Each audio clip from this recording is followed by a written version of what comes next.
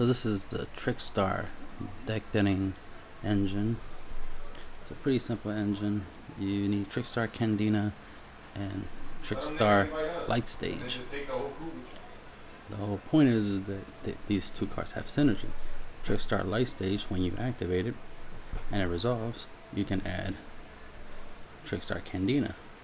When Trickstar Candina is normal summoned, you can add either another Trickstar Candina to your hand or a Trickstar Light Stage. So there's a lot of deck thinning to this strategy, of course. Let's say you have Light Stage. You play Light Stage, you get Candina. You summon Candina, you get another Light Stage. You play your second Light Stage to add your second Candina. Right there, off of one card play, you were able to take out two cards out your deck. You were able to take out a Candina. You play that three cards. You play Candina, you take out Candina, play it. You get another field spell, you play it, you get another Candina. So right there, off of one card, you took three cards out your deck. So right off the bat, obviously this little engine has deck thinning capabilities, of course.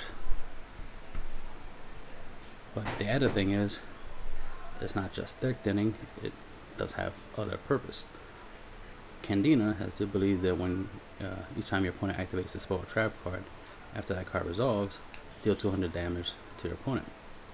And that accounts for every copy of Candina that's on the field. That's a continuous effect, so it doesn't start a chain. That makes it very powerful. Anytime your opponent plays a spell or a trap, after that card resolves, they'll burn, and no ifs, ands, or buts about it. Then you have the Light Stages secondary effect, where anytime a Trickstar monster deals battle damage or effect damage, your opponent takes 200 extra damage. That's another continuous effect, if I'm right. Don't quote me. But if I'm right, that's another continuous effect. So your opponent won't be able to respond to that. They'll just take the damage. So with one Light Stage on the field and one Candina, your opponent will take 400 every time they play a spell or trap. So of course you want to get more Candinas on the field to deal more damage. But right off the bat, being able to do 400 damage without even attacking, without doing much, your opponent would be doing all the work. On average, most players play like 2 to 3 spells in a single turn, so they already going to take up to 1200 damage in a single turn,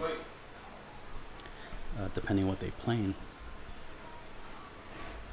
Because sometimes you got to take into account that they'll play a card to search out a card, and by doing that, and then once they get the other card, they'll play that card.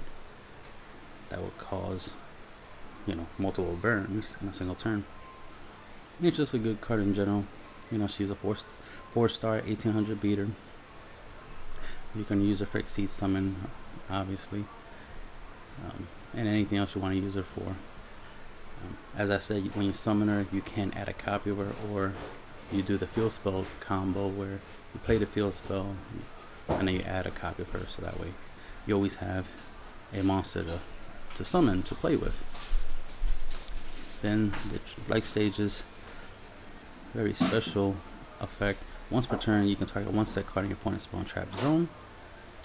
While this card is in the field zone, that set card cannot be activated until the end phase, and then your opponent must activate the card during the end phase, or they have to send that card to a graveyard. So this is a great way of getting rid of back row, but it's also a great way of making sure back row can't be triggered. Like let's say your opponent has a face down card, you activate this to add a Candina from your deck to your hand. Then you activate this card secondary effect to target one of their face down spells or traps, right? Let's say it's a Solemn Strike. Well, since you targeted with this, now that strike can't be activated until the end phase. Then you can summon Candina, get your Candina's effect off to search out another Light Stage.